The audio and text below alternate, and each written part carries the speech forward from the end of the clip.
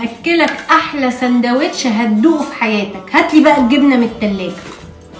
اتفضلي اهو بساعدك.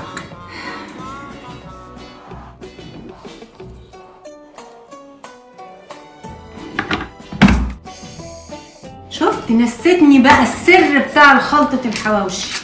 حط شويه بيكنج باودر. والناس كلها بتعمل كده لولو ولا انت بس؟ انا دايما متعوده في اي لحمه مفرومه لازم احط عليها رشه بيكنج باودر عشان اللحمه مش تكش وتبقى زي ما هي.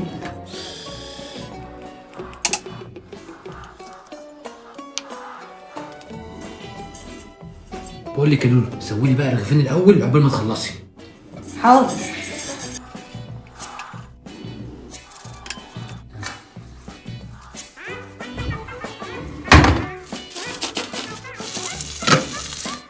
وانا لولو حطيت لك بقى شويه فلفل الوان وشويه طماطم عشان الحواوشي.